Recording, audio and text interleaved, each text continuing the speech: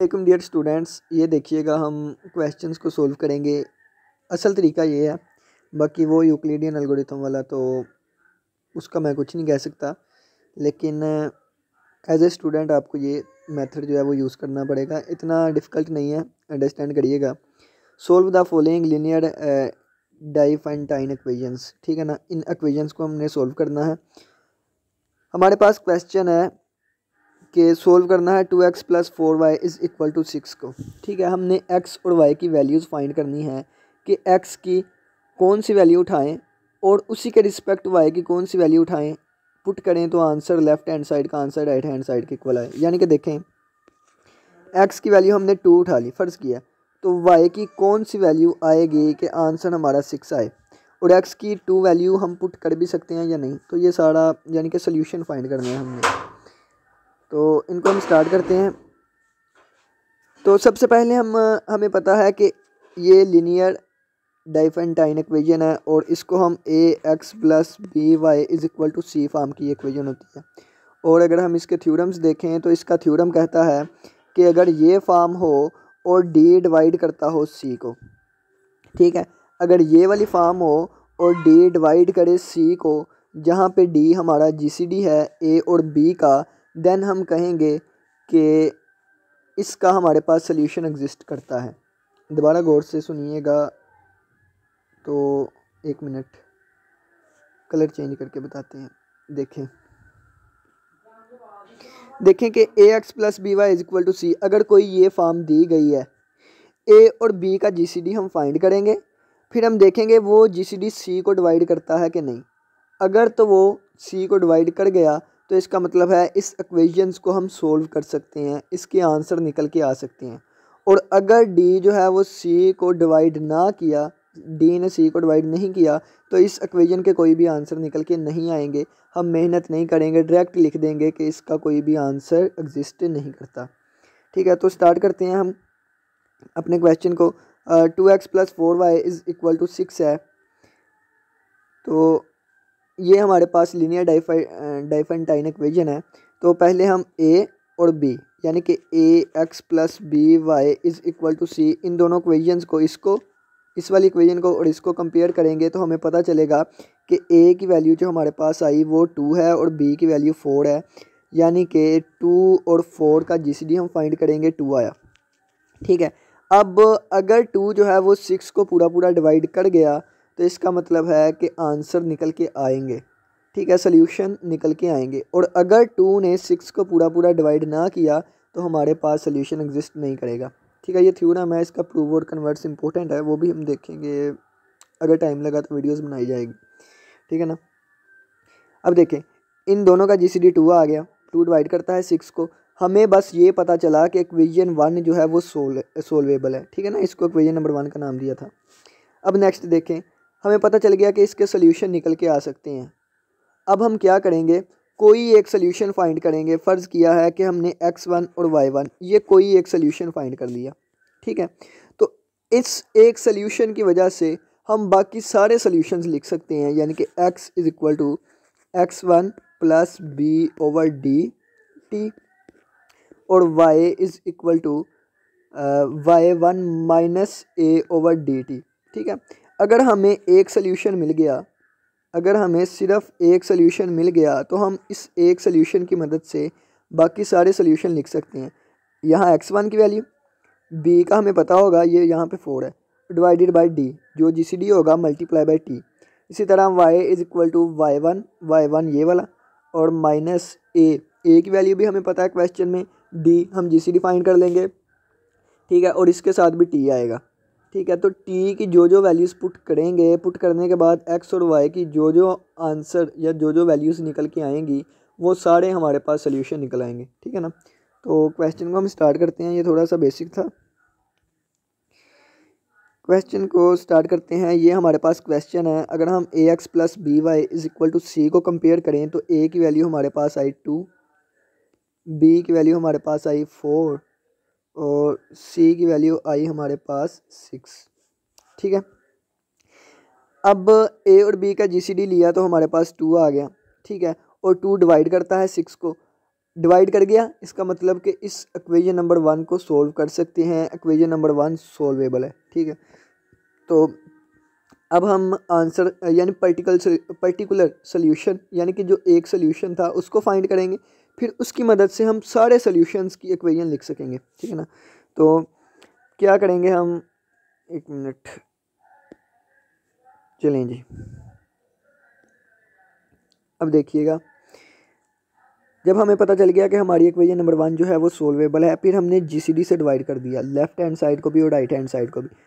2x/2 divide कर दिया और 4/2 भी कर दिया, y इज इक्वल टू 6/2 भी। तो हमारे पास ये जो न्यू इक्वेशन बन के आएगी, इसको हम इक्वेशन नंबर 2 का नाम दे देंगे। ठीक है, फिर हम इनका जीसीडी फाइंड करेंगे, फिर हम इनका यानी कि ये दोबारा हमारे पास ax + by is equal to c वाली फॉर्म बन गई। ठीक है, फिर हम a और b का जीसीडी फाइंड करेंगे, यानी कि इसके साथ 1 है, 1 और 2 का जीसीडी फाइंड किया, 1 आया, और 1 दोबारा डिवाइड करता है 3 को कि नहीं। अगर डिवाइड ना किया तो इसका मतलब है इस इक्वेशन को सोल्व नहीं किया जा सकता, और अगर डिवाइड कर गया तो इसका मतलब है इस इक्वेशन को सोल्व किया जा सकता है। देखें, 1 डिवाइड करता है सी को 3 को, इसका मतलब है कि इक्वेशन नंबर 2 भी सोल्वेबल है। फिर हम इसको सोल्व करेंगे। अब इसके लिए भी हम डिवाइड करेंगे, यानी कि अब जीसीडी भी आ गया हमारे पास। अब दोबारा जीसीडी से डिवाइड करेंगे इक्वेशन नंबर 2 को। अब तो 1 से डिवाइड करें या ना करें कोई फ़र्क नहीं पड़ता। ठीक है ना, जब हमारे पास जीसीडी 1 आ जाया करेगी तो हमने क्या करना है, उस वक़्त हम असल काम करेंगे कि यहाँ तक हमारे पास आ गया, हमने इक्वेशन नंबर 2 को पकड़ा। इक्वेशन नंबर 2 हमारे पास थी x + 2y is equal to 3। ठीक है ना, इक्वेशन नंबर 2 वो इक्वेशन जिसकी जीसीडी 1 आई हो। ठीक है ना, इसको पकड़ के हमने देखें, या तो हमें x की वैल्यू पता चल जाए या हमें y की वैल्यू पता चल जाए। तो एक वैल्यू निकालने के लिए हम क्या करेंगे, या x को 0 कर देंगे, ठीक है, या y को 0 कर देंगे। ठीक है ना, तो सिंपली या आसानी से जो 0 हो सके। तो मैंने क्या किया, इस चीज़ को 0 करने के लिए मैंने mod 2 का ले लिया। ठीक है ना, mod 2 का। जब मैंने mod 2 लिया तो ये चीज़ मेरी 0 हो जाएगी। तो ये नेक्स्ट स्टेप देखिएगा कि ये चीज़ वैसे की वैसे ही, और इसके साथ मैंने एक इक्वेशन को कंग्रुएंस में लिख दिया। इक्वेशन थी तो मैंने इसको कंग्रुएंस में लिख दिया और साथ mod 2 का ले लिया। जब mod 2 का मैंने लिया तो ये वाली चीज़ मेरी 0 हो गई। x का x वैसे ही कंग्रुएंट टू 3 को अंदर रख के 2 पे डिवाइड किया, 2 1 ज़ा 2 और बाकी बचा 1। बाकी बचने वाली चीज़ हम रेजिड्यू यहाँ पे लिखते हैं, तो 3 की जगह हम 1 भी लिख सकते हैं। ठीक है, ये हमने 3 की जगह 1 लिख दिया, 3 की जगह 1 लिख दिया। तो अब ये मेरे पास एक कंग्रुएंस रिलेशन आ गया। अब रिलेशन आया है तो मैं कोई एक वैल्यू x की ऐसी फाइंड करूँगा जो इसको सेटिस्फाई कर जाए। ठीक है, यानी कि अगर मैं इसको डिविजिबिलिटी की कंग्रुएंस की डेफिनेशन के थ्रू लिखना चाहूँ तो इसका मतलब है 2 डिवाइड करता है x - 1 को। अगर x की वैल्यू मैं 0 रखूँ, 1 रखूँ, ठीक है, तो 2 डिवाइड करेगा 0 को, जो कि बिल्कुल दुरुस्त है। x की कोई एक वैल्यू फाइंड कर ले, आप यहाँ पे 5 भी रख सकते हैं, आप यहाँ पे 7 भी रख सकते हैं, कोई एक वैल्यू आपने फाइंड करनी है। तो अगर x की वैल्यू 1 रखूँगा तो ये सेटिस्फाई कर जाएगा। तो यहाँ से मेरे पास आ गया कि x की वैल्यू 1 जो है वो इसको सेटिस्फाई करती है। ठीक है, फिर आपने क्या किया, x इज इक्वल टू 1 जो है, आपने इक्वेशन नंबर 2, x की वैल्यू हमारे पास आ गई, x1 की वैल्यू 1 आ गई। अब x की वैल्यू हम इक्वेशन नंबर 2 में पुट करेंगे और पुट करने के बाद y की वैल्यू निकाल लेंगे। ठीक है ना, यानी कि ये जो हमारे पास इक्वेशन नंबर 2 है, सबसे ऊपर इक्वेशन नंबर 2 है, इसमें हम x की वैल्यू 1 पुट करेंगे, y की वैल्यू निकाल लेंगे। हमारे पास x और y की वैल्यू आ गई है, x की वैल्यू भी आ गई है, y की वैल्यू भी आ गई है। ये x y की नहीं, x1 या y1 की कह सकते हैं आप। ठीक है, यानी कि हमारे पास पर्टिकुलर सोल्यूशन आ गया। x की वैल्यू आई 1 और y की वैल्यू जब हमने पुट की तो y की वैल्यू भी देखें 1 आई, y की वैल्यू भी 1 आई। ये पर्टिकुलर सोल्यूशन आ गया है और हम इसमें वैल्यूज़ पुट करके, यानी कि x1 और प्लस b/d t कह लें या p कह लें, पर्टिकुलर सोल्यूशन की वैल्यूज़ होती हैं ना, p, और y is equal to y1 minus a/dt कह लें।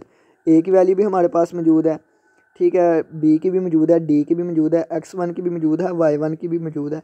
तो इन सभी को यूज़ करते हुए हमने यहाँ पे हमारा सोल्यूशन निकाल दिया। ठीक है, तो एंड पे जो हमारे पास आंसर आएगा वो हमारा जनरल सोल्यूशन होगा। पी की जो भी वैल्यू पुट करी जाए, एक्स और वाई की जो भी वैल्यूज़ आएंगी वो सेटिस्फाई करेंगी हमारी लीनियर डाइफेंटाइन इक्वेशन को। एक और क्वेश्चन देखते हैं ताकि हमें अच्छे से समझ आ सके। ठीक है, ये वाला क्वेश्चन देखते हैं, क्वेश्चन नंबर 3। जल्दी जल्दी करेंगे इसे ताकि हमें अच्छे से समझ आ सके। ठीक है, देखिएगा, एक इक्वेशन है। सबसे पहले हम इसका ax plus B Y is equal to C से कंपेयर करके a और b का जीसीडी फाइंड करेंगे। 3 आ गया, दोनों तरफ 3 से डिवाइड किया तो ये हमारे, अब देखें 3 डिवाइड करता है 18 को, g करता है, इसका मतलब है इक्वेशन नंबर 1 जो है वो सोल्वेबल है। इसके बाद हमने दोनों तरफ 3 से डिवाइड किया, एक और इक्वेशन बन गई जिसको हमने इक्वेशन नंबर 2 का नाम दे दिया। ठीक है, इसको भी ax plus B Y is equal to C से कंपेयर किया और जीसीडी फाइंड किया। जीसीडी 1 आता है, 1 डिवाइड करता है 6 को, बिल्कुल करता है, इसका मतलब है कि 2 जो है वो भी एक सोल्वेबल इक्वेशन है। ठीक है, इसके बाद देखिएगा कि अब 1 को दोनों तरफ डिवाइड करवाएंगे तो इससे फ़र्क कोई नहीं पड़ता, यानी कि हमने उस वक्त तक डिवाइड करवाते जाना है जब तक 1 नहीं आ जाता। क्या पता तीसरी इक्वेशन पे जाके हमारे पास जीसीडी 1 आता, क्या पता चौथी इक्वेशन पे जाके हमारे पास जीसीडी 1 आता। तो इस इक्वेशन पे जीसीडी 1 आएगा।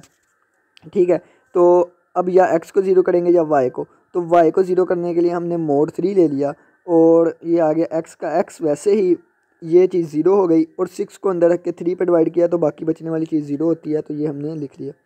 ठीक है ना, नेक्स्ट देखिएगा, यहाँ से हमारे पास हम x की वैल्यू फाइंड करेंगे जो कि इस इक्वेशन को सेटिस्फाई करें, यानी कि 3 डिवाइड करता है x माइनस 0, तो x की 0 वैल्यू रखेंगे तो 3 डिवाइड करता है 0 को, यानी कि x की वैल्यू 0 आ गई। ये इक्वेशन नंबर 2 में पुट करें या 1 में पुट करें, जो वैल्यू आएगी वो y की वैल्यू आ जाएगी। एक पर्टिकुलर सोल्यूशन निकल गया और इसी की मदद से हम जनरल सोल्यूशन लिख देंगे। उम्मीद करते हैं क्वेश्चन की समझ आई होगी। तो अगर किसी का कोई भी क्वेश्चन हो पूछ सकते हैं, जो सर ने तरीका करवाया है या जो आपकी बुक पे है आप वो भी यूज़ कर सकते हैं, लेकिन अगर मुझसे पूछें तो मैं आपको ये तरीका प्रेफर करूँगा, बाकी आगे आपकी मर्ज़ी है। कोई भी क्वेश्चन हो आप पूछ लीजिएगा। अल्लाह हाफिज़, अल्लाह निगहबान।